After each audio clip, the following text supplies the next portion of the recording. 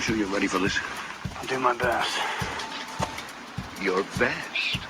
Losers always whine about their best. Winners go home and the prom queen.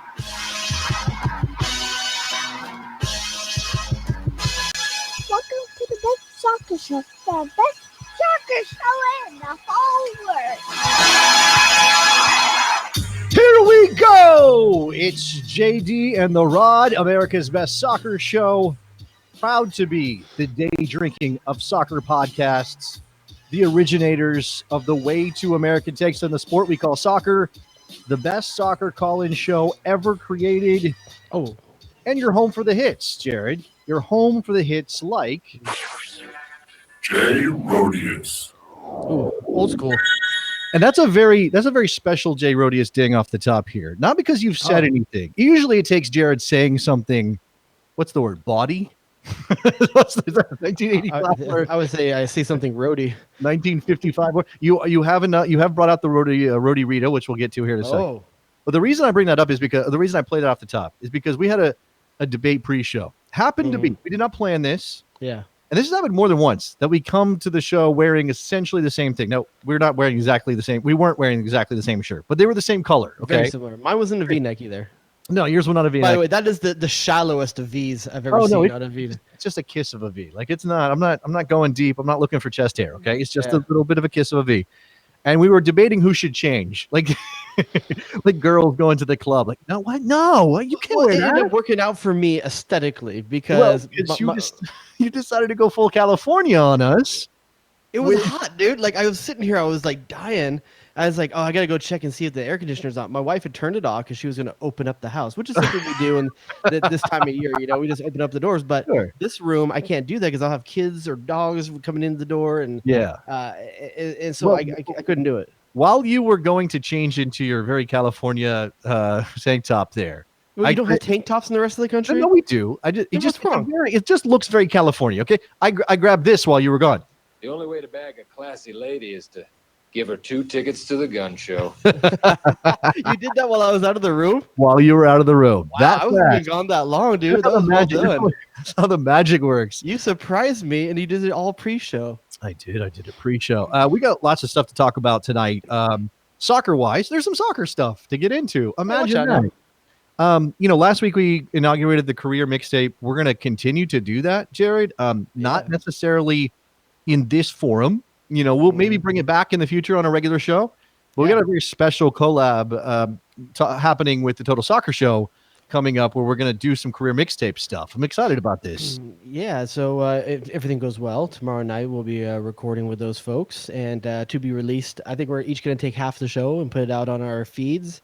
Do we want to say who we're doing so people can maybe start thinking about it a little bit on their own? I don't want to be, this is my concern, is that I'm going to be biased, or I could just have somebody else do the research for me so I don't have to do it. I see how it is. You're worried that everyone's going to start throwing them out there and you're going to get thrown off. How about this? This is weird. Okay, let's do it. Let's say it so people can really build into it and they can talk about, or they can get it, especially for the people who listen live. And obviously this podcast will be out tomorrow, so they'll have a very short window to listen to the show and hear who we're going to do before we record that and release it with the Total Soccer Show guys. We picked Landon Donovan, American superstar, best American player ever for some people. Who we did Clint Dempsey last week. We're going to do Landon Donovan. Just a reminder for people maybe that didn't pick up last week's show. Career mixtape is you pick 3 games of a professional player, if we're doing a player, that tell the story that you want to tell of that player's career. Or on the pop culture side, an actor, you pick 3 films, shows, whatever it is. The whole idea is that you're going to consume all of these things in one sitting. So it's 3 games in one sitting, or 3 movies in one sitting. And we've talked about this. There are other twists on this idea, but we're going to stick with an actor and picking from his collection of work. Now, let me just...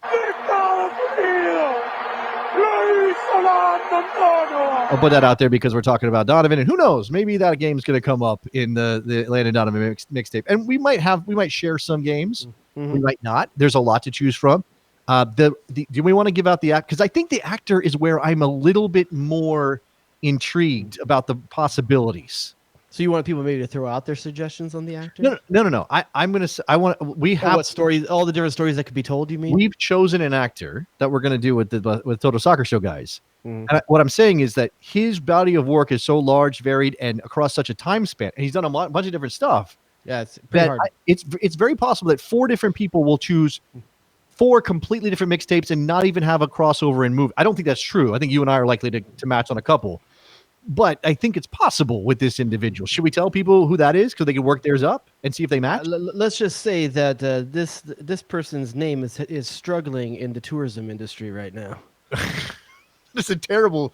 What is that? That's a terrible joke. Like I don't even know I don't even know what that was supposed to be. What? You're making a bad pun? Okay. Well, sure. I mean, is there such thing as a bad pun? How about this? That's him, Iceman. There's the voice of the Oh, person we're going to man. be doing when we talk to the Total Soccer Show guy. So we're going to do Tom Cruise. Again, I'm fascinated to see where this goes because there's such a vast. Don't call in with him tonight. No. Don't call in with him tonight. No, we're not doing that. We're just setting you up for this because it's. But you could definitely call in and tell us what we got wrong about Clint Dempsey last week if we got something wrong. you know? Sure. We pulled out Clint Dempsey and Patrick Swayze came up. If you have Patrick Swayze thoughts. Now, again, the body of work is very different for a lazy Swayze Sunday, which, by the way, did you concede on that? You did, right? I did because I wanted it to work. You wanted what to work? Oh, I see. You wanted to get to the end goal. You wanted There to. was an end goal. Yeah. No, I still think Swayze Sunday is the better name because it just sounds like lazy Sunday. You know, Right. I fully, but there might be some people that would be a miss too. So I don't mind being a little bit on the nose with lazy Swayze Sunday. It's just bulky. It's one word too long. Phone lines are open 717-727-BEST. You can jump in here on the topics of the day, soccer wise. And again, we're going to get to some stuff and on all the mixtape things that we're doing.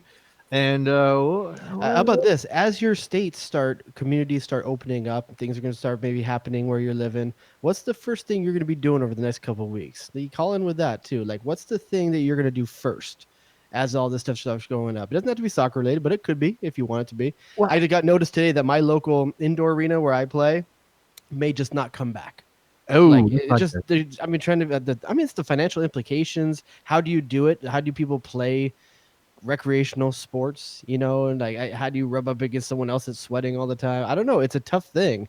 I mean, a waiver up the wazoo, I'm sure. Yeah, sure. Yeah, you can't. I'm definitely missing that right now. I mean, I'll tell you right now, my clothes are definitely showing the signs of not playing 2 games a week for about a month and a half. You're filling out that tank top just a little bit more than you used to. Down here, up here is about the same. Not those calves though, right? Those are still looking The golden. calves, I walk at plenty, so don't worry about that. I'm getting the calf work in. You're walking on your toes, aren't you? You're totally like walking down the street on your toes.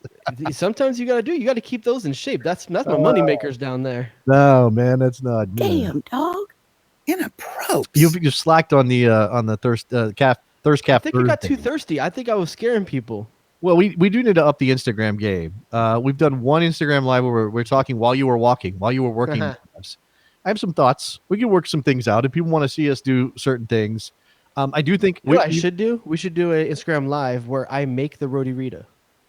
that's a good one. You don't need me for that. Although I can watch and maybe try to match your.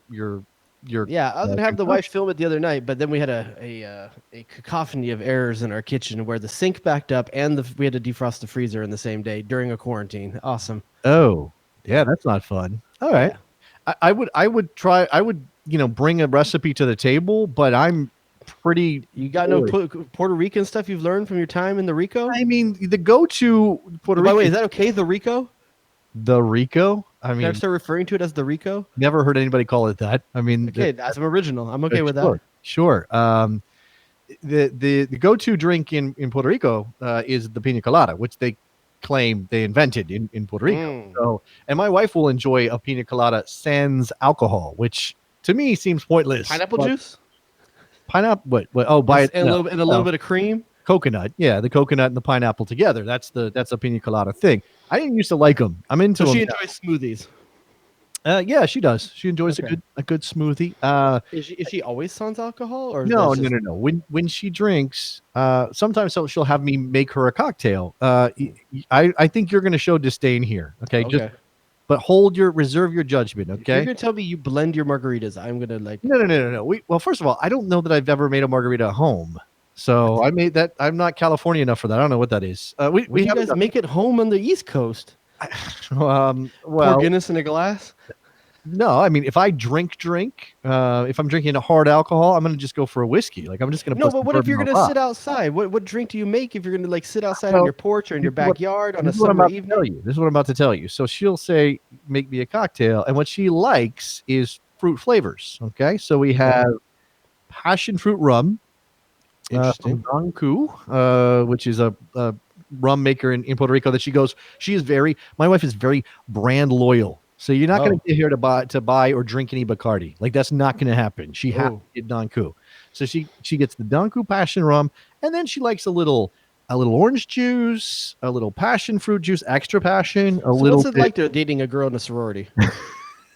Does she put Midori in it too? She's like the opposite. She's like anti that. She's on the further. I mean, It's just a very fruity cocktail. She went to school. It is. It's a hangover recipe.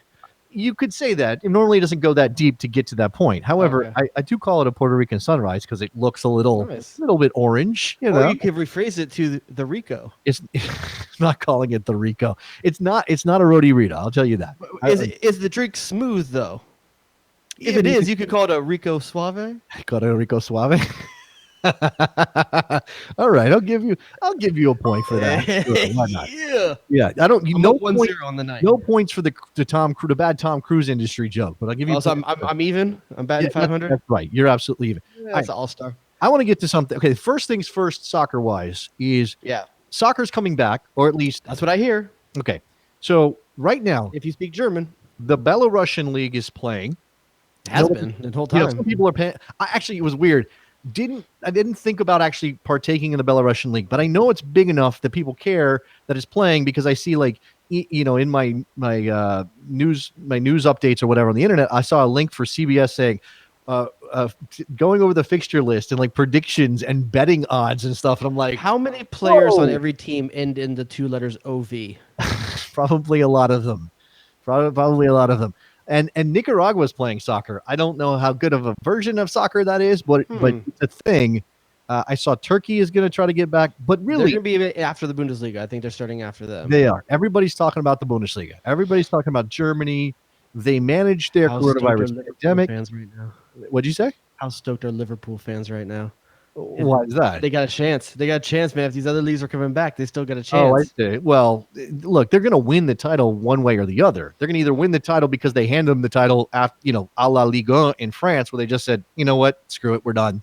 They won't. The government's not going to let us do anything for a while. Wait, I knew France canceled, but I didn't know they crowned the champions. Oh yeah, for sure. Yeah, they basically said as of this moment, the season is over. PSG, you are champion. Is that an asterisk champion? Oh, it's always yes. Everything even about for Liverpool 2020 is an asterisk. Yes, even for Liverpool, who's 26 points up or whatever it is. Wow. Now, you think Nikki Soup and Sausage over there in Toledo, Ohio, Manchester United, and I know you're used till to he dies. Manchester, Man United till he dies, Red Devil through and through, bleeding, I don't know, Mank, whatever. You think he's not going to throw it in a Liverpool fan's face every time it comes up if they win this title by being handed it after the season gets abandoned? Come on, right? 100%. I will throw it in their face and already have been. I'd go the other way if I was a Liverpool fan. I'd be like, that's how good we are. We were that far ahead that it wasn't even a debate. This is what's going to happen. Okay. And I know Liverpool their last championship in the top division isn't 1914 or whatever, but this is going to be a little bit like the Yankees and the Red Sox, right? The Liverpool wins this title in whatever form they win it, even if the season restarts and they finish these games. And even then it's an asterisk because it's going to be behind closed doors and everybody's going to moan and complain about neutral venues and whatever. But if they win this title, all those Manchester United fans are going to go scoreboard. How many titles do we have in the Premier League era? You got one. Haha. Even your one is fake. That's what's going to happen. Right? When they crowned Sporting Kansas City the MLS champion this season after 3 games, that one deserves an asterisk. 2. Oh, the 2? My bad. Week 3, though, right? Yeah, and Alan Polito wins Golden Boot, and Jared's like, "Yeah, see, told you, told you all, man." Hey, yeah, me and Nick, man, we saw it. We saw that. We saw the writing on the wall. Yeah. I mean, I guess. So best newcomer, Corona. The question, not Joe. The other. Okay, he was already, okay. So the question, I guess, because the Bundesliga is coming back in the end of May, it looks like. I guess I'm watching German soccer. We kind of have to, right? And look, there was reason to anyway. It's really good soccer, okay? Yeah, for sure. And they got a bunch of Yanks, a bunch of Americans over there. So we need people to pitch us on who we should root for. Now, love a good Yank. You're a Jay Rodius. I'll watch anything online with a good Yank. Yeah. Okay. If it's got a good Yank in it, what about a bad Yank? You go even a bad Yank's a good Yank. You know, like pizza, right? Even bad pizza is good pizza. The only bad Yank would be one done by like a machine or something like that. Okay, you know? you're taking it beyond the realm of the metaphor. We're talking about soccer players, Jared. Listen, we got okay. So the Bundesliga has a couple of American players that, first of all, it's got some guys who are sort of already entrenched. John Brooks and I guess you could say Timmy Chandler is in there, but whatever. There's a couple of guys like that. And then there's the young group. There's Josh Sargent. There's Giovanni Reina. We never talk about Fabian Johnson anymore. We don't, although he's still pretty good. I think he wants back in the national team. Weston McKennie, okay with. Tyler Adams. So Zach Steffen, kinda. Zach Steffen, whose knees don't work anymore. How you go and get injured on your day off, Zach? Yeah. Who are we rooting for? Like, who are we supporting? Because I never Club-wise? Well, I always thought like, oh, just root for the. Here's my thing. I've never had. Okay, I was a Manchester United fan in the '90s. I've said that many times.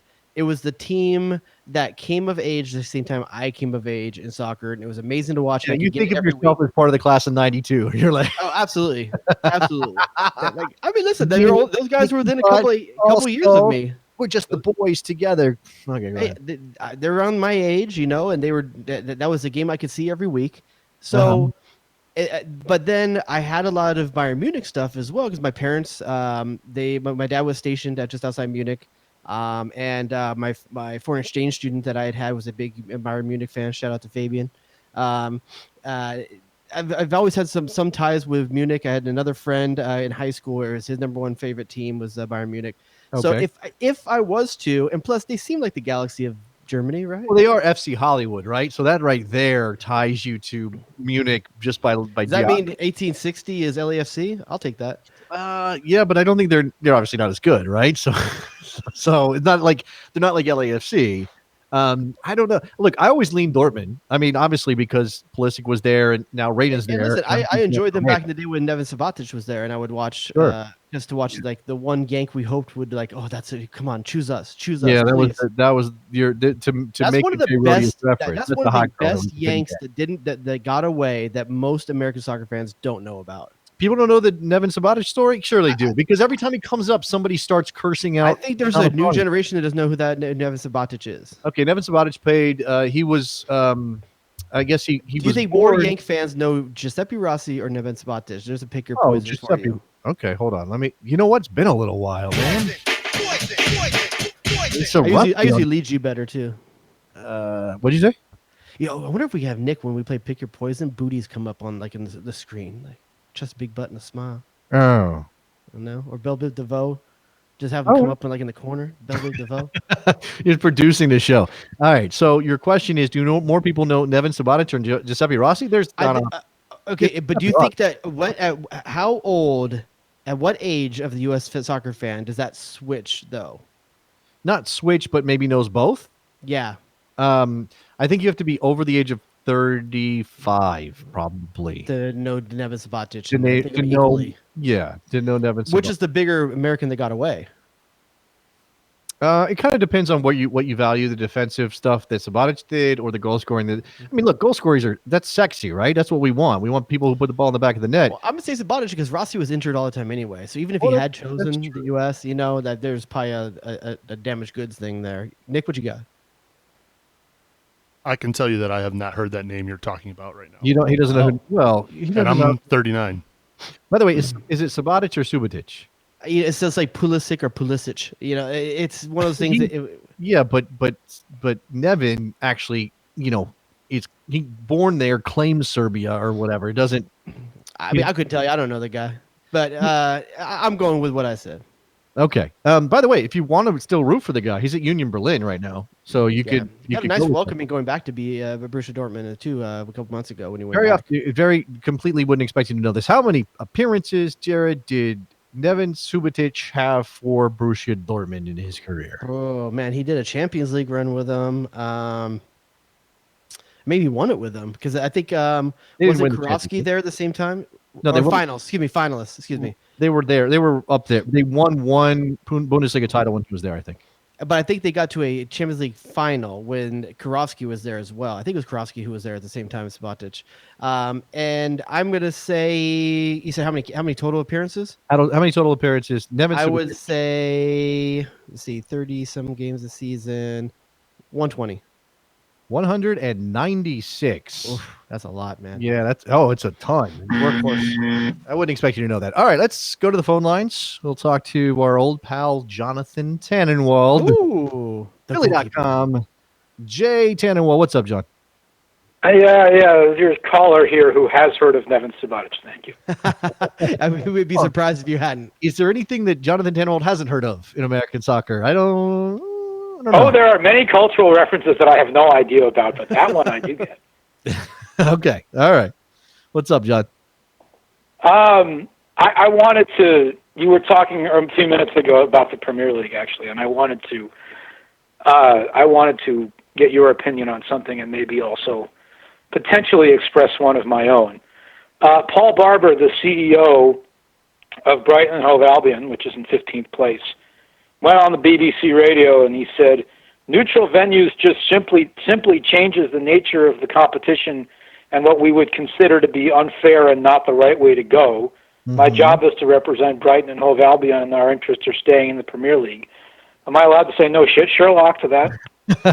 Sure. We're not. But here's the interesting question, though, Jonathan. Does no crowds, does that favor the premier teams which have better talent and the bottom teams who rely on atmosphere to try to push them to a higher level? Does this punish the less talented teams, smaller teams, more than the big ones? That's obviously their argument, right? That's why they're pissed. That's why they don't want to do this. And I can't remember. I think it's one of the threatened teams has like Arsenal, Manchester United, and like but listen, going to Old Trafford is still intimidating. Even if I'm saying that West Brom or Trafford, but it's always stadium. If they're full, they're still just as. It's entirely about your schedule and what you got left on it, because some of these teams have already played their away match at Old Trafford or whatever. So I was thinking like a new season. Okay, I got you. Is they might have a home match against they may be backloaded with home matches against some of the big teams where they might have a chance to scrape a point. And if you put them in a neutral venue, now it's only about talent. Now you don't have that crowd behind them pushing them on like, hey, save us, keep us up.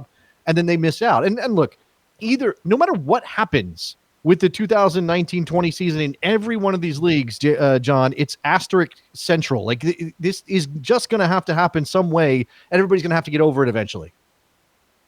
Right. I agree with that completely. And obviously Brighton wants the season stopped now because then they don't go down. Right. And my response to that is, well, do you want to play or not? And if you're not going to play, you're not getting the TV money, which you care about more than anything else under all creation, or so we're told. Well, that's such a bad. If they're to end it now, though, you almost have to do like a bottom six playoff. Here, this is what I'm going to do.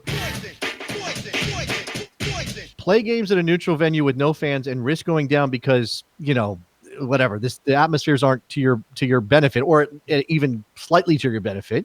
Or play and get your cash when you're a team that might not have a lot to go on. I mean, Brighton's not a team that's swimming in money, John. So yeah, it's tough, right? That's a. How many games they have left though? 4? No, I think there's 8 or 9 games left in the schedule, something like that. Yeah, 8 or 9. By the way, what about the players' health? Thank you, which ought to be the number one concern, and of course is not. I'm actually writing something about this later this week, maybe. But I'm good with MLS taking its sweet time, even if some fans are not. Right. It's disingenuous to talk about health, though, John, when you have a league that doesn't care about concussions. They'll put players right back out there, but then they're going to claim the Premier League. Yeah. Well, I mean, that's what he's saying. Like everybody faints in the direction of caring about the player health, but really this is, and I do understand the societal value of sports and how we need that distraction now, and everybody's chomping at the bit. I mean, I said this on my radio show. Jared, do you know I have a radio show? I saw something on your microphone that let me that way. Okay, yeah, okay. So I got a radio show, and I mentioned that everybody geeked out over the Korean Baseball League playing games, and ESPN picked them up, Jared, to show them at like 2 a.m. because we just want something. Who So has the Bundesliga? Who has the Bundesliga rights right now? Fox does, I believe. Fox. That's a nice Yeah. win. John's the expert on that. So, and I've seen. I happen to be on the phone. Yes, Fox has the rights. Okay.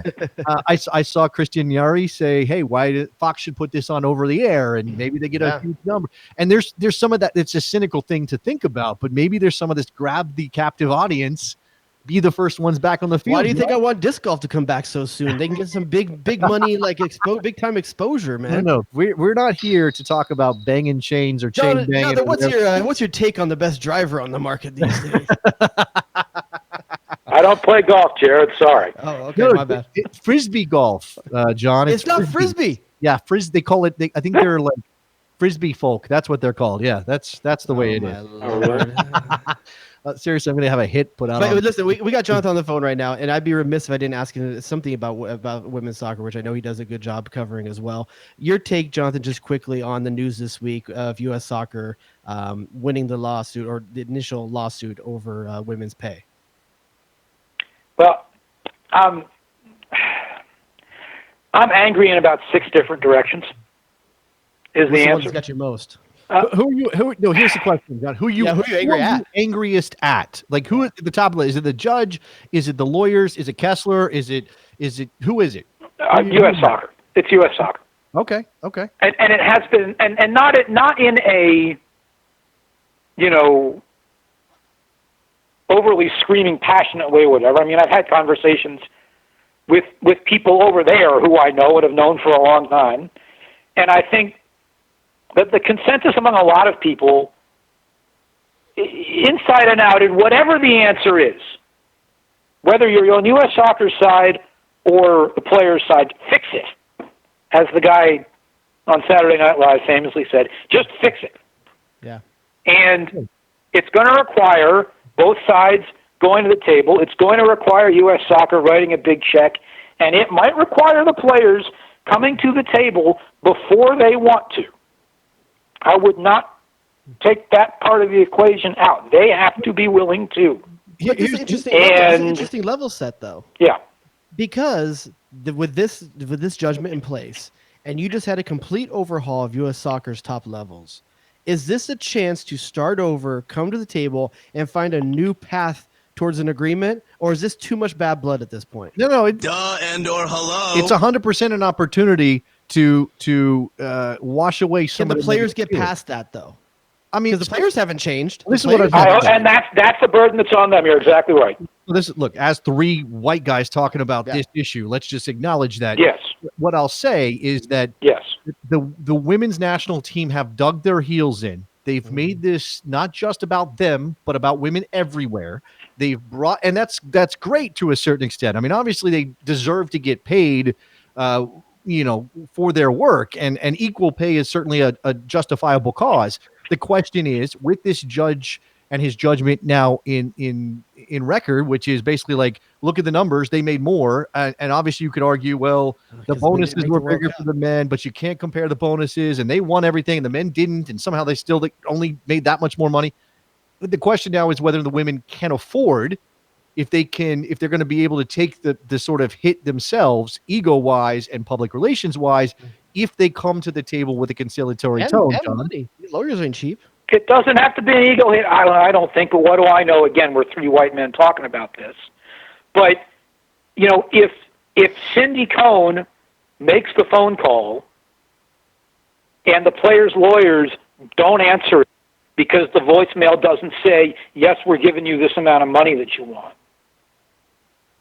I think U.S. soccer might have a little bit of a point to be able to raise their hand and say, hey, look, we're actually trying here to be conciliatory, and then sit down and shut the door and don't talk to the media until you have a deal. I'd be fine with that. Look, yes, put them in a room, shut the door, make them work it out. But do you reset the good faith meter now that there's quote unquote new leadership, even though a lot of the people at U.S. Soccer are still the people at U.S. Soccer. Cohen's got way more. She's got way more capital to spend. No, that's what I'm saying though. Should the players treat U.S. Soccer as something new with Cindy Cohn in place, with Will Wilson in place? Margraf. Kate Margraf, does that reset the good faith? Because they certainly didn't have any before Cindy took the job, after Carlos Cordero resigned, before Will Wilson was hired and started talking about being conciliatory and figuring it out and all of that. They didn't have any. So do they have some now, John, even with this this decision in their back pocket, U.S. Soccer? I would like to think so. I would really like to think so. Because Cindy Cohn has been on that side of it before. Right. And she's got Julie Foudy, Mia Hamm, and Michelle Akers publicly backing her to fix this thing. Okay. Through, TV and social media and everything else. Akers came out, it was on Instagram just a couple of, yesterday I think it was, Akers said You say so. backing, I say threatening. Well, Michelle is not pressuring. Endorsements, that's a better word. Yeah, Michelle does not. She does not mess around. I love her so much. No. That's what she means. And There's a part of me wanted to do a career a career mixtape for Akers, and I think we just have to go so far back to find the right games, Yeah. Well, that's interesting too, because now you're and not that this hasn't been a thing before in some way, but you're setting up a generational clash, or there's furthering of a generational divide there between the 99ers and the current crop. And that's one of the things that I'm going to be interested to see play out. Is it a divide, or are the 99ers trying to just politely say, hey, we've had these conversations with you before, because they have. They've all been in the same room ample numbers of times, as we know. It's time. Yeah. And I said this, and I wasn't sure whether I'd be allowed to plug my own podcast on your show or not, but I will do so only quickly and say I said on my own show recently that the four people who were most responsible for the situation getting to where it is now, Sunil Gulati, Carlos Cordero, Dan Flynn, and Jay Berhalter, are all gone from U.S. Soccer. All gone. They do not have formal power anymore. Well, do they maybe go to the coffee shop with Don Garber? Yeah, but they don't have actual power anymore. Yeah, okay. But Sunil doesn't sit around and let grass grow under his feet, if you know what I mean. I do. I know exactly what you mean. But there is no absolute obligation for Cindy Cohn to listen to him. True, this is true. But what you're talking about, John, is it's an opportunity. There's an opportunity that didn't exist 6 months ago. John is yelling, fix it. I want it fixed. I want it fixed fairly. That part of the problem is, what is that? And then what is everybody? Even the difference between $67 million, what the U.S. women were saying they were owed, and the $9 million that U.S. Soccer reportedly offered as a settlement is vast. And this also comes against the backdrop, John, of U.S. Soccer suffering the same economic hit as everybody else. And we've seen the ramifications of that. We're going to come to some of that here on the show. And in general, eating up all of that surplus that they had after Copa America 2016. So as an American soccer fan who still wants there to be youth national teams, who still wants there to be investment in women's youth development, should I be mad at the U.S. women's national team if they're pulling money out of the pockets of U.S. Soccer that could otherwise be spent elsewhere? That is a very interesting and important question, because and some of us in the media have gotten in some hot water on social media for wading too far into this, and I'm going to try to do it without getting blasted to the moon here. If I only get blasted to China, so be it, but I'm going to try and not get blasted to the moon. Go ahead. The idea that they should be able to go and get as much money as they possibly can and they want and so on is fine. There is nothing wrong with that from a sort of moral perspective. If, however, it blows such a big hole in U.S. Soccer's budget, as the $67 million might have, that they would have had to take significant sums out of the youth national team budgets, and are saying we are doing this for future generations, there might be oppositional forces there, or there might not. Well, there might be. Again, now the ill will is part of it's it's codified. Like, it's there now. It's stratified. It's forever. You know, you have ill will, and this has been a criticism of U.S. soccer for a long time, that they are, they are insular, they are entrenched, they're an old boys network, and if the U.S. women take U.S. soccer, for everything that they've got, essentially, and obviously right now it doesn't look like they can, but they can still negotiate difficultly, in a difficult way, over a settlement. Then you are only, again, and I don't know if Cindy Cohn will be guilty of this, but you're essentially saying to U.S. soccer, you have a right to be pissed at the U.S. women because they're taking all this money out of the coffers that could be spent elsewhere, and everybody else comes bitching with their hand out and says, "Where's our investment?" You mean like the men's program? The men's which program, is why joint bargaining might be very helpful here. That's why. If they're willing to do it. To be honest with you. All right. I mean, we could go around and around on this all day. Jonathan Tannenwald, anything else you want to? Go ahead. Here's what I'll say to conclude on that. I'll say the same thing that I said when the U.S. women signed what is, I believe, their current CBA 2 years ago, whatever it was. If they are satisfied, that's what matters to me. Not what makes them satisfied? That doesn't matter to you? No, because it's not my place to say whether they're satisfied. Sure. All right. I mean, again, we're sort of watching a seminal moment in American soccer that has ramifications across various parts of the game in this country, and trying to figure out how to feel about that is part of the issue for fans who really don't have any time for U.S. soccer right now because of all the screw ups that they've had and all the lawsuits and everything else that's been going on. But John, thank you very much for calling in, man. Our pleasure, fellas. Be good. There goes Jonathan Tannenwald, the goalkeeper.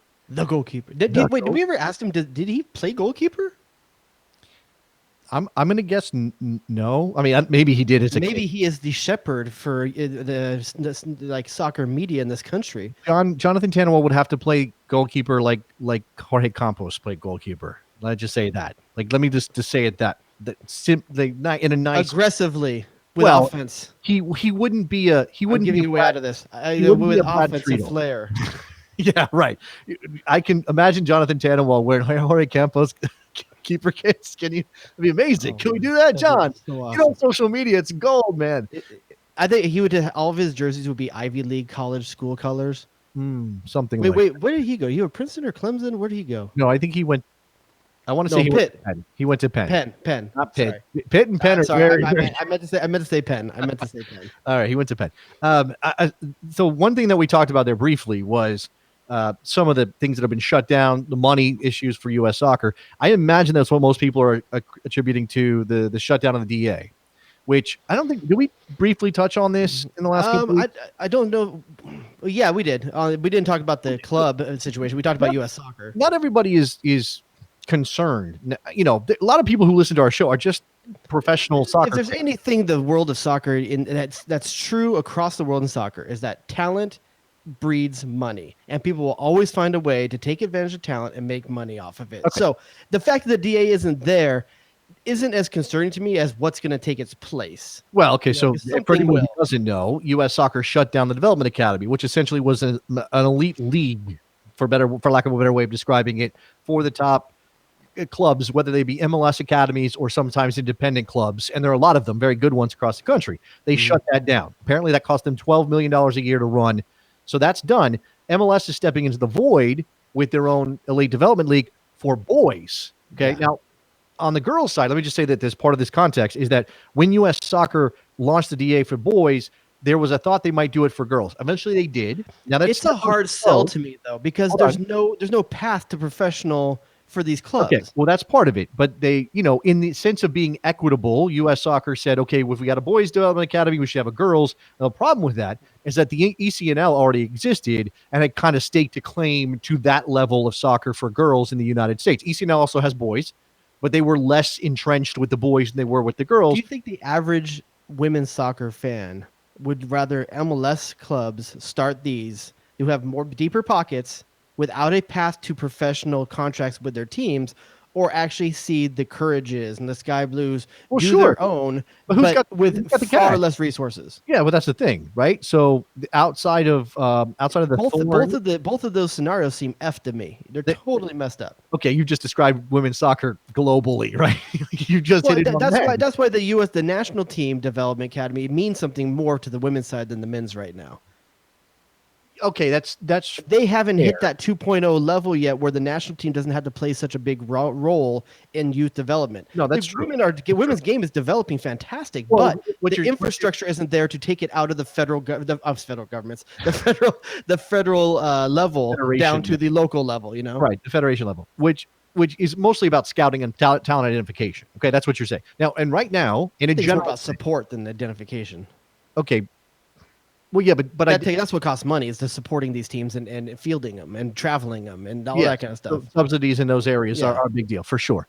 In a general sense, and I'm by no means an expert on the path for elite girls soccer players in this country, but in a general sense, women's soccer is where men's soccer in this country was 20 years ago. It's all about college. Collegiate, it's 100% about college. So, how you fill those voids. So the reason we bring this up, Jared, is because in light of the DA shutting down and U.S. soccer not being around to say you have to have both, this is part of your mandate as a DA member. The Galaxy and the Quakes for sure, and I'm guessing other teams as well, are shutting down their girls teams. Yeah. And I don't know how to feel about it. I'm not mad at them, because listen, the cuts were going to have to be made somewhere. And like I said, there's no actual true fit. Is there sell-on? If there was sell-on for these girls, I would understand why. At the end of the day, the club's job is to make money. The club's job is to make money for its owners. That's the only job that it has. Everything else it brings is just extra, and you're lucky if you get something better than that. So in terms of that, they're probably doing the right thing, because what's the end game in making money off the women's players for MLS teams? What's the sell on there? Well, okay, so there's obviously not a player sale market for female players. It just doesn't exist. So if you do go to a MLS academy as a female player, your goal is to get spotted by a college and get a scholarship and go to college, and maybe go pro through the draft. The club still doesn't make money off that. No, and the club does it, right? So and if you are looking at MLS clubs as businesses first, or businesses primarily, and they are, but I think we also have this thing in soccer where we look at them as like, oh, well, you have to be part of the community. Here's what the more likely thing that I think was going on here: no women's soccer team in Southern California. Currently, nothing in Northern California, right? Yeah, nothing in Northern California in WSL, right? Yeah. No, there's not. It doesn't make any sense, by the way. Everybody's out about it. But here's the thing. I understand why the Galaxy and San Jose were going that direction, because they probably have plans in the next X amount of years to try to get into those leagues. It's a natural evolution for those two clubs to fill that void and diversify and get into those markets and further their fan base.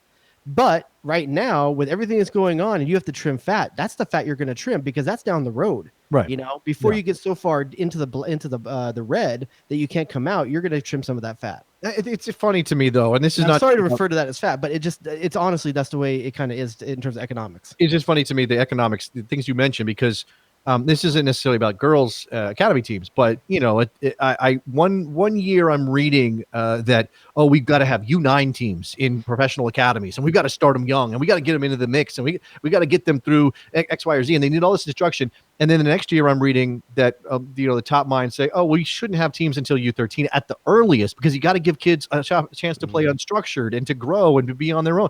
And honestly, like, who knows, right? Everybody tries to follow the hot blueprint of the day for whatever country just won the World Cup. At the end of the day, your daughter who's 8 or 9 can still go play for a club team. It just won't be a professional one. There's club teams are still out there. They're still going to happen. So really, the problem right now with this isn't that there won't be places for girls to play, or that the ECNL, that there won't be high level competition for the best girl players, depending on how it's that the players are specifically attached to the Galaxy and the Quakes. It's the level of professionalism that they would be around day in. No, not even that. I mean, I don't know how much that crossed over. Maybe it does. Maybe that is a factor. But I'm just saying, like, in the moment, a bunch of girls now don't have a team, like suddenly don't have a team. And now they're scrambling, and now they got to go try out somewhere else. And maybe they take a spot away from somebody who's in another club. I mean, I don't know. I don't necessarily feel too bad about that. And I don't mean to be insensitive here, because the best players will find roles. And if your player got kicked out of that team, they weren't the best player.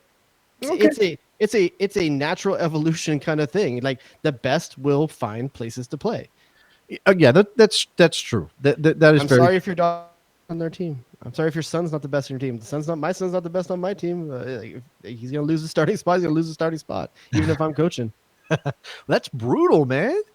I've prepared him for it. He ain't taking it seriously. He ain't out there kicking the ball in the backyard. Like I tell him all the time, the wall is a friend. If you don't have a friend, you always have a wall. Kick the ball. I thought you were becoming baseball players, right? Unfortunately. Well, the oldest one was in the middle of his first 2 games into his very first baseball season. Right. When they shut everything down. Yeah. Oh, okay. I mean, he might have a professional Fortnite career on his hands now. We'll see. That's all he's doing now. All right. So a couple of other things are happening. One of them being when the Bundesliga is coming back, they got a plan. They've already been training. Meanwhile, Major League Soccer is bringing individual training. Now this is I didn't understand. Well, I kind of had a concept in my mind, Jerry, but I didn't know how it was actually going to work until I watched a very nice explainer video featuring Peter Vermees. Did you watch the video? No, I have a life. I'm gonna watch that. It was 1 minute and 20 seconds. Listen. What's it called again? Solo training? Is that what you said? Some individual training. I can close my eyes and picture a guy kicking a ball against a wall. I got it.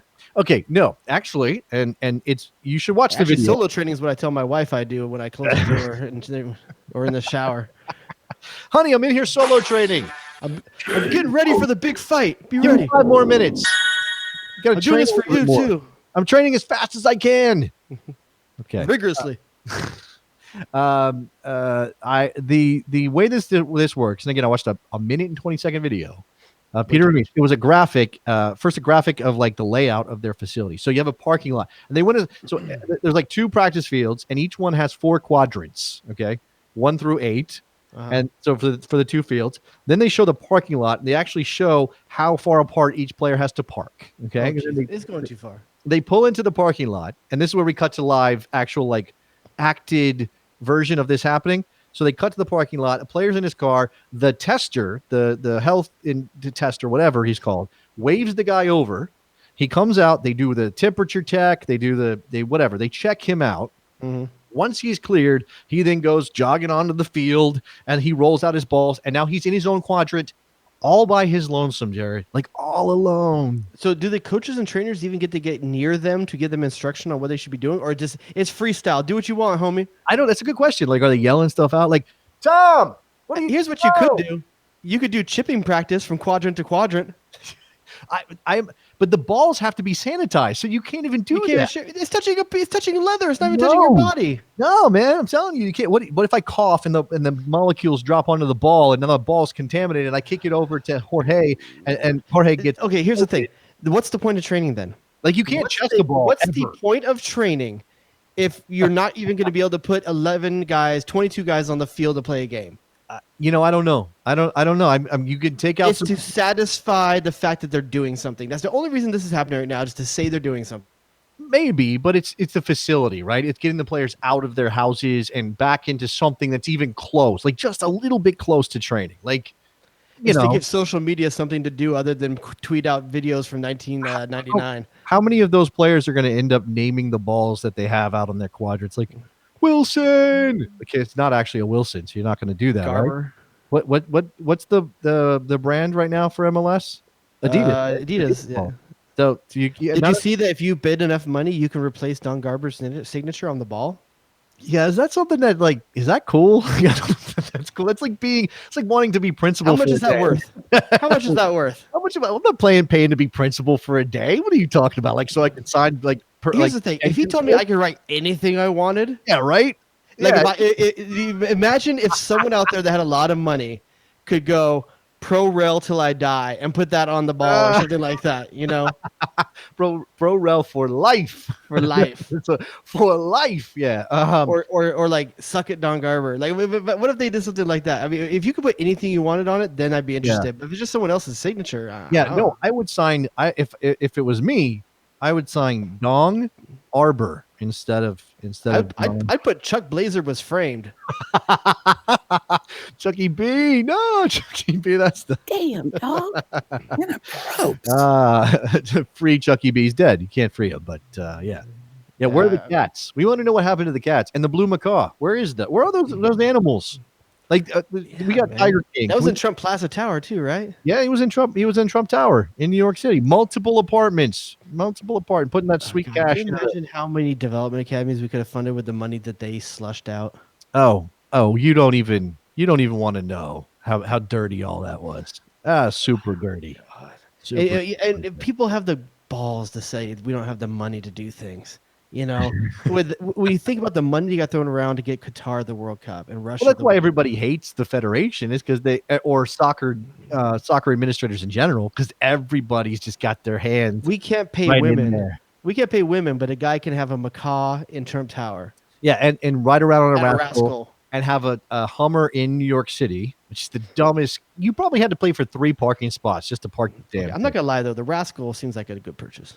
You would do the rascal? There's two things. Okay, there used to be something that I used to really because my grandpa was a truck driver, right? And I loved my grandpa. I know that's your salt of I the always earth. wanted to be a dirty You're old not man. fancy. You're not European. You're a trucker by heart. No, I'm just saying that I've always wanted to get to the age where I could be a dirty old man because you get away with stuff you can't get away with normally, right? I don't. Do we want him to, Nick? I need a veto or do we want him to give us an example, or is that dangerous? Should we be careful? Oh, the examples I would give, or examples I would have given 20 years ago. I wouldn't do them now. Okay, all right. The world's changed a little bit. Just be careful.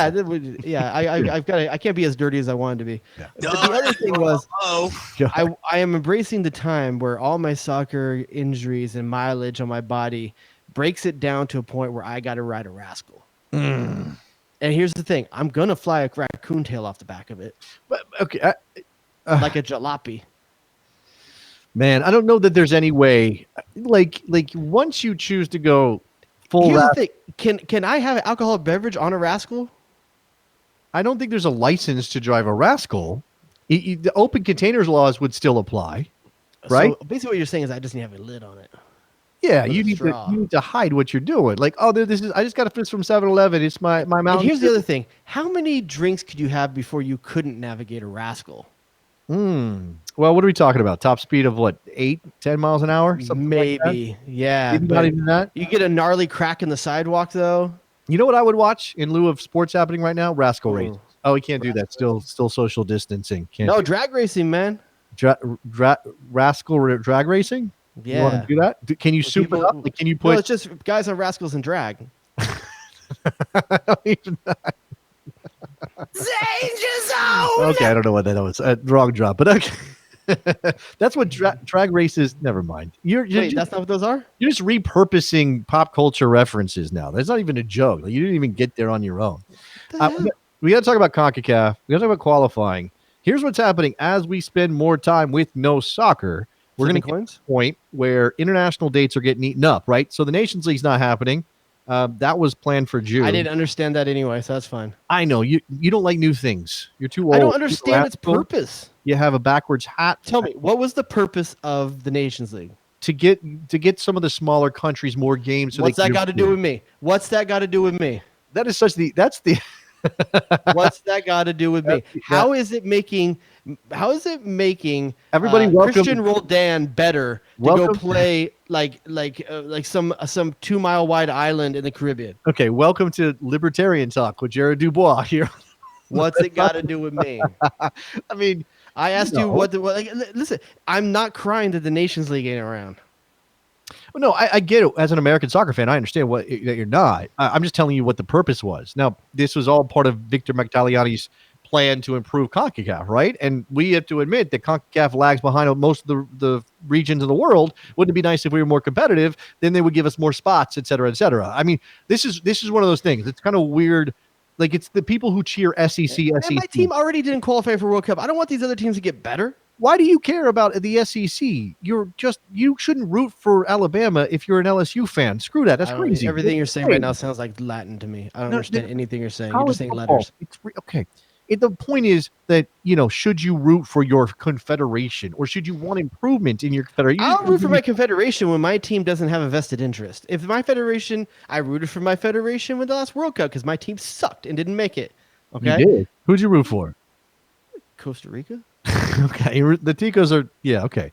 They're not offensive. I can root for the Ticos. Shout out to Eddie in Brooklyn. Listen, I got no problem rooting for those teams in my team. I even cared about Mexico a bit. No. Eddie, what have you done for me lately? No. You're telling me you don't want to see Mexico beat a team like France and bring glory to your region? No, I don't. No, I don't want Mexico to have good things. I want Mexico to suffer and suffer and suffer, and then after they're done with that, they can suffer some more. Okay, a heaping helping. See, suffer. I care about the Mexicans more than you because I'm the one that stood in line 12 deep to get tacos last night at a place with a B in the window. No, don't make this about the people of Mexico. I love the people of Mexico. I love the culture of Mexico. I'm working on trying to communicate better with the people of Mexico, but I don't want their team to survive or to succeed. I want their team to suffer. Yeah, that has nothing to do with where I get my tacos and all that. You know, your barrier to communicating with these Mexicans might be hampered by the fact you want pain for them. No, but they would respect me because I don't want my rival to win. We can have a conversation in English, in Espanol, or whatever, but I don't have to root for their team, just like they're not going to root for the U.S. men's national team, okay? Okay? That's what I'm saying. It wouldn't go both ways. All I know is that they rooted for Graham Zusi one day. Here. One day, there was a night. I'm going to tell my kids about one day where the Mexico rooted for Graham Zusi. Okay, let me ask you a question. If we get the season restarts and we get to the playoffs, okay, and the LA Galaxy, for whatever reason, are knocked out of the playoffs, they don't make it. They maybe they go into the first round, whatever. They don't make it. LAFC goes to the final. They represent your hood, your neighborhood, your Southern California, LA thing. Are you going to root for them against that Eastern Conference opponent because you share a city or a geographic region with them? Are you? Tell me. The silence might be a case here. But unfortunately, this is Los Angeles. I need more than talent. I need stars. I'm going to need you to start saying. I'm going to say no, but just because I don't feel that the LA Galaxy looks better by LAFC winning. I think because here's the thing. I think the Galaxy is not as far behind as I think CONCACAF is behind the rest of the world. Well, what if LAFC knocks off? I mean, like last year, what if they had gone to the final instead of losing to Seattle? They knocked off the Galaxy? Then you would be able to say, well, we lost to the champions. Would you want that? No, I've never understood that. Okay. I've never understood that mentality. And honestly, I think one difference area is that there's not a shared history. So as much as you might hate Mexico, Rafa Marquez, Jared Borghetti, all the history, at least had a history, right? There was like, we suffered together kind of thing. I understand. I do understand what you're saying. I'm not rooting for Mexico, though. However, here's what the deal is. So Nations League, whatever. Victor Magtaliani was on the One Soccer podcast yesterday with Gareth Wheeler and said, probably not going to have a hex. Probably not going to have time to do all the other qualification games necessary. See, that's the thing I didn't know. I didn't understand what the reason was for not doing the hex. If the World Cup's going to push a year, why can't we do a hex?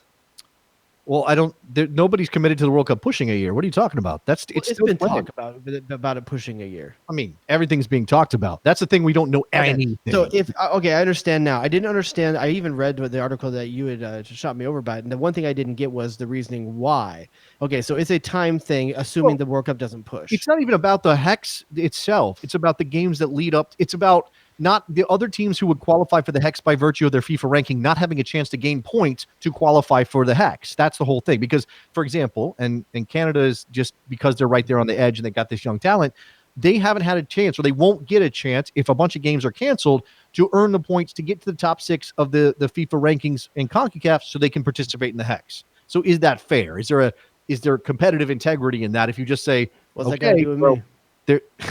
Because we're still going to be in the top 6, and you are you're so. Here's the thing. Here's what I say. Okay, so how many people go up from that group down there? 2? No, it's not like that anymore. It is the top 6 in the rankings. That's it. Period. End of story. Okay, so like for example, who's on the bubbles? What I'm trying to think of right now. Well, I think Panama, Canada, Honduras, El Salvador are all going to kind of be on. You want me to take a look and see right now where CONCACAF? What I'm wondering more than anything is like, what's the distance in ranking between the two, between any of them, and are they going to be close enough to even really change anyway?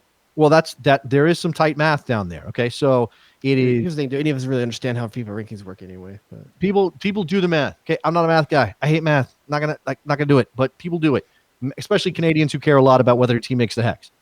Shout out to the Canadians. Mexico, USA, Costa Rica, Jamaica, Honduras, El Salvador, and then Canada. And the difference between the points between El Salvador and Canada right now is 14 points. Here's what I say then. Okay, so what's the difference between 8th and 9th? What's the distance between 8th and 9th after Canada? After Canada, it's Curacao and Panama. Okay, what's the difference rank wise between Canada and Curacao? The difference in points, or with their rank numbers.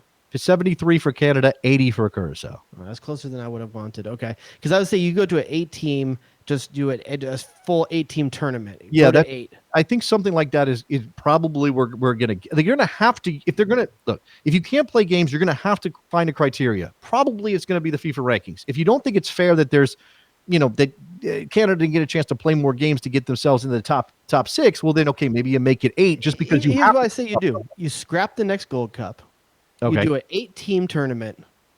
But here's of those teams, and top 4 go to the World Cup. You know why they won't do that? Why? Because or use the Gold Cup to qualify teams for the tournament because the television rights are different. Because the Gold Cup, the television rights are sold. What's that got to do with me?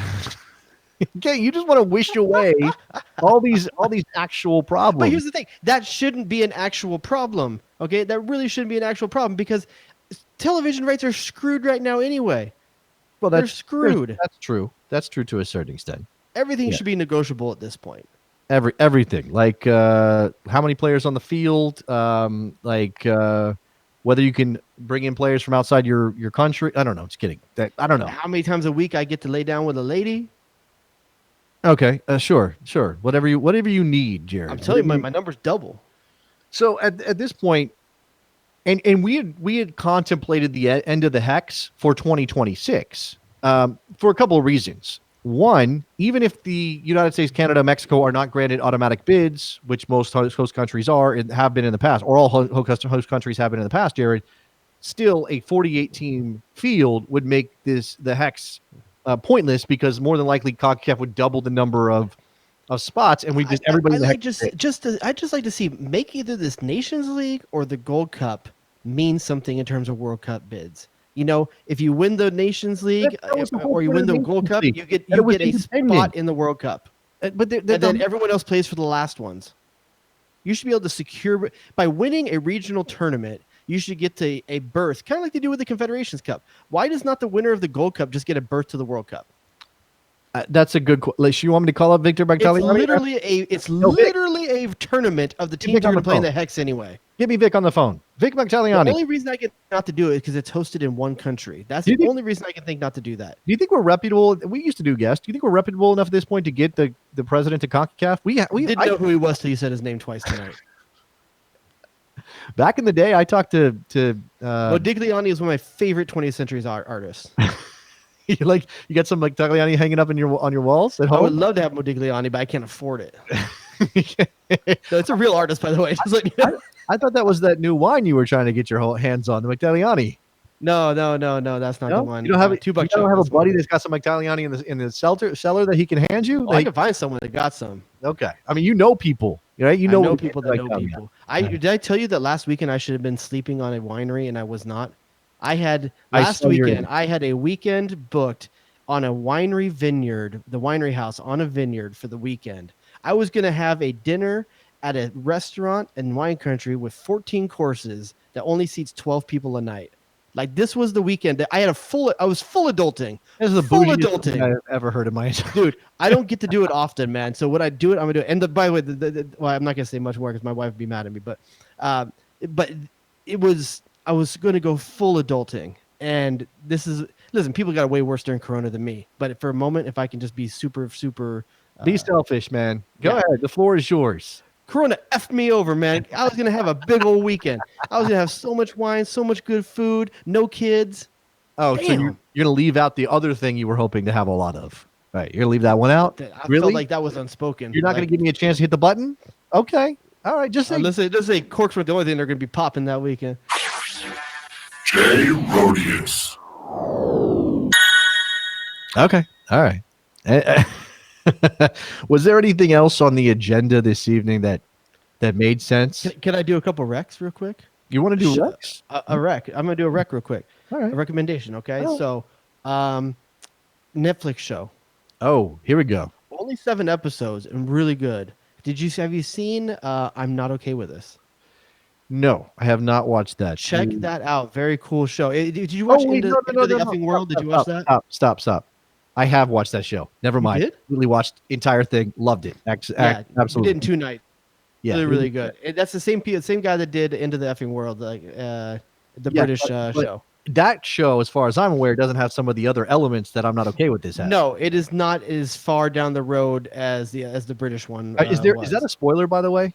If you mention what the twist thing is, I didn't want to say anything. I don't know. Oh, which show? Which show? I'm not okay with this. The thing that Well, they launched it in the very first episode. You know that she has stuff going on with her. oh right, because of the sign in the trailer. Yeah. That's something that you know right away. But if you like some supernatural teenage stuff, it's funny too. Like I love the Stanley but character, not the friend. supernatural in like the WB way. Like No, extremely, it's dark. wild. It's a wild approach. It's like if Carrie was more Dark and funny. complicated and not, Carrie the Stephen King thing, right? It's like if Carrie was more complicated and kind of like a teenage coming of age story, but also she got this ability to do wild crap. Like that's where it's at. Yeah, her friend in the show is so good. I love that dude Stanley in the show. Yeah, he's good. Dude wears laser suit. It's like Napoleon Dynamite. I can't figure out what time period it takes place in. There's some of that too. phones, but there's also record players and leisure suits and really bad old 80s cars. That's because his thing is being that guy.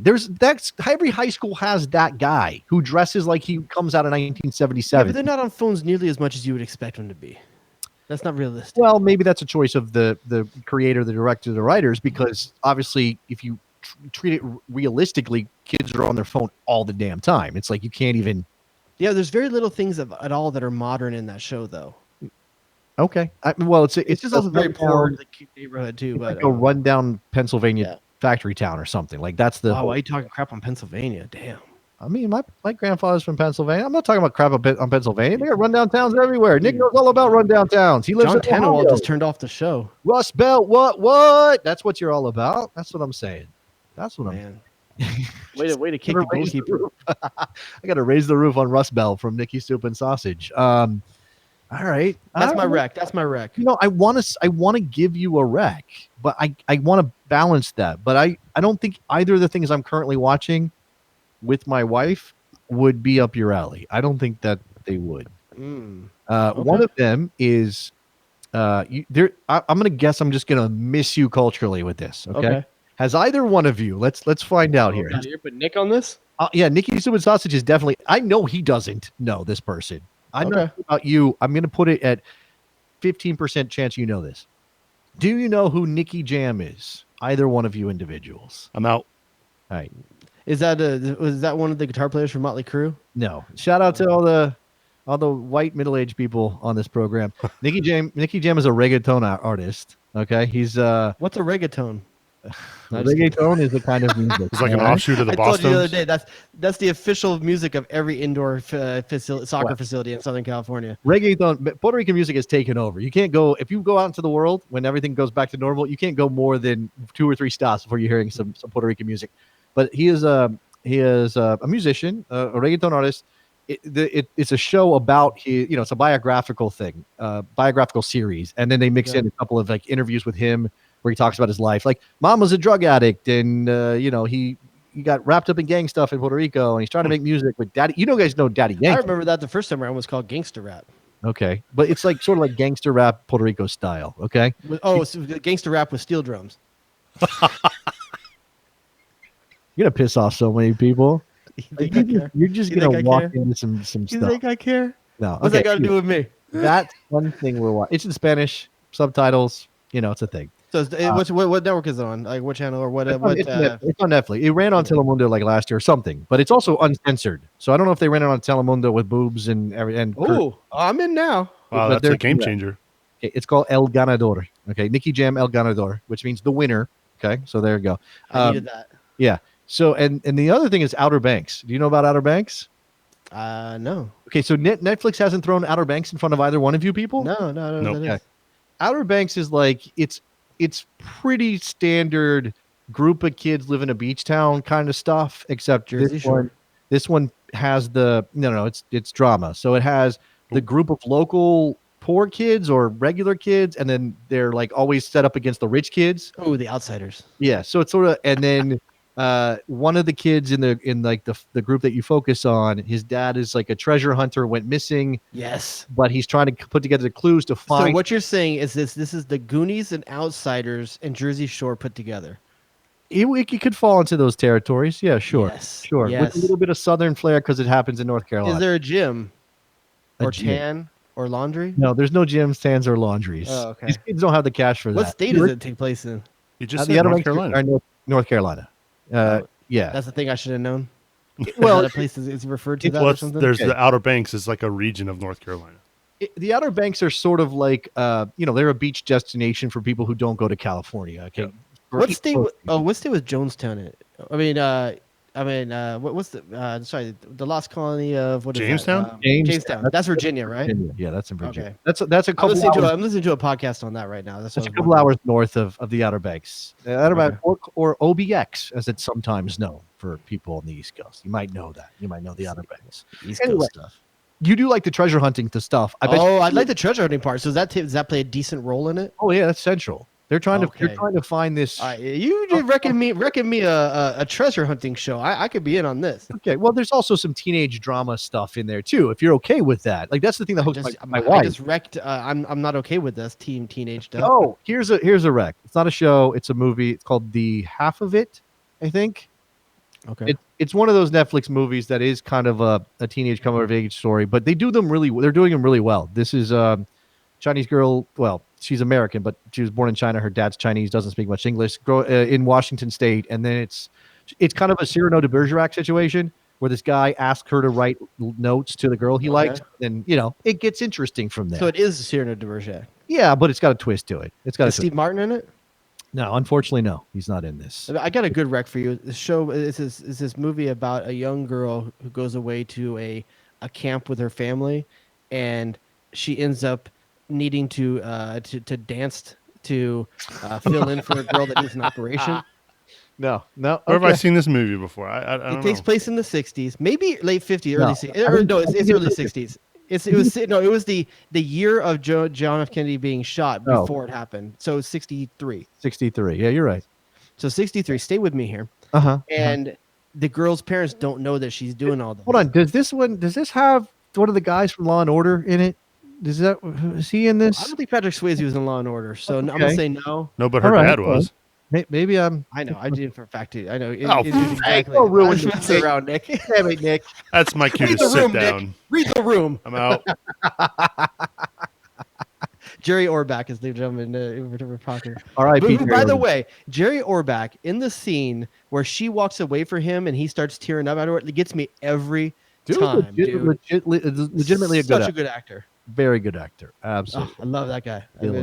R.I.P. Right? Yes, R.I.P. Jory. Yeah, Great Gatsby fame as well. Yep. All right, I think that's it, man. That's my only Rex. All right, so we wrecked you up, guys. Off sort of Rex flying all over the place. Shout out to Jonathan Tannenwald for calling in. The rest of you, not so much. Pick up your phones, dial us up. Anyway, hit us up with your career mixtapes for Landon Donovan and Tom Cruise, because we're going to do that with the Total Soccer Show guys. For any of the Patreon people, you're going to hear that pretty shortly in the next couple of days. For everybody else, you'll get that eventually. Don't worry about it. Patreon.com/JD and the Rod. We're doing okay. We're not growing necessarily, but we're not dropping a bunch of people either. And so I'm going to call that a victory. It's this time right now, what's going on right now, that's a victory to me. Yeah. So look, if you can't do Patreon, absolutely understand that. Don't worry about it. You're missing out on the bonus feed, but whatever. I get it. It's tough. Instead, what I want people to do is go to iTunes, Apple Podcasts, and give us a rating and review. I think we're up to 150. You can leave your career mixtape for Landon Donovan in an iTunes review format. Absolutely. Put it in there. Yeah, give us your Landon Donovan mixtape. Give us your Tom Cruise mixtape. Whatever. You know how we go. We go both ways, Jared, right? That's what people said about me for years. I mean, that's why. What about a JD and the Rod mixtape? You guys have enough in your catalog that you could have your own mixtape. Oh, that's too meta for me. I can't go that Here's the honest truth. I don't remember anything. Man, if people want to give us every time you release a bonus show footage like from the vault, it's like listening for the first time to me. I can go back to the vault in a while. You have I have one mixtape of you. This is back when you're doing the best soccer show. And this, do you remember when? We are still doing the best soccer show. No, Nick. you're right. Under that flag. I No, apologize. we're still doing the best. I'm just saying, we're still doing the best soccer show. I stand corrected. So, do you remember back in the day when one of the Kardashians had the cover spread on Paper Magazine? Oh, with the booty? Yeah. And there was a joke that Jared made at the end of one of the episodes that had Jason in absolute stitches. Don't remember it at all. Don't have no recollection whatsoever. Here's the thing, we could probably find it by looking and see when she broke the internet, what that date was, and we can probably find that episode. But If I was going to try to put together, Nick, I would definitely have a Michael fucking Oscar Fiscal. not necessarily Mike doing the drop, although that is certainly up there.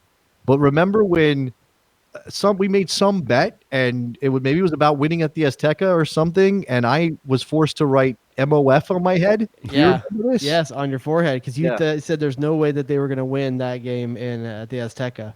Mhm. I would put the time we did one live show, one of the live shows we did for qualifier, and I think we had 40,000 live. Yeah, that was at that time going at once. And it was like, wow, that was big. It's like you could fill a stadium with that. Like, it was like an El Salvador friendly. I think we were still on Justin TV. That wasn't. No, it was Ustream. No, it was Ustream. I haven't heard that either one of those in a long time. Well, Justin TV is just Twitch now. Yo, we've been around so long with killing technologies. You don't even know. They can't even mess with us. They don't even have those anymore. People are streaming in their homes with Zoom. Like, we didn't have Zoom. What are you talking about? We invented Zoom. Yeah, that's right. It was Boom, the best soccer show Zoom. It was Boom. We called it a leisurely pace. I feel like we're not ending this because we don't want to go. All right. Well, we probably should. All right. Again, shout out to Jonathan Tannenwald. Hit us up on Apple Podcasts with the rating and review. Hit us up on Twitter, JD and the Rod, Instagram, JD and the Rod Show. I promise we're going to do more stuff there. Look out for that Total Soccer Show collaboration that we're going to be dropping soon, and hit us up with your career mixtapes for those people. Anything else, Mr. Dubois? Anything else? That's it, folks. All right, that's it. We're going to talk to you guys next week. See you later. Bye. Danger Zone! What are we doing? Oh, would you look at that? An absolute firecracker. You shut your mouth when you're talking to me. The only way to bag a classy lady is to give her 2 tickets to the gun show. Danger Zone! Oh, it's incredible! Damn, dog, that's inappropriate. You got to coordinate. Don't nobody go in the bathroom for about 35, 45 minutes. Oh, crazy. That's him, Iceman. I wouldn't be caught dead in a sweater vest. Fucking Oscar Fiscal.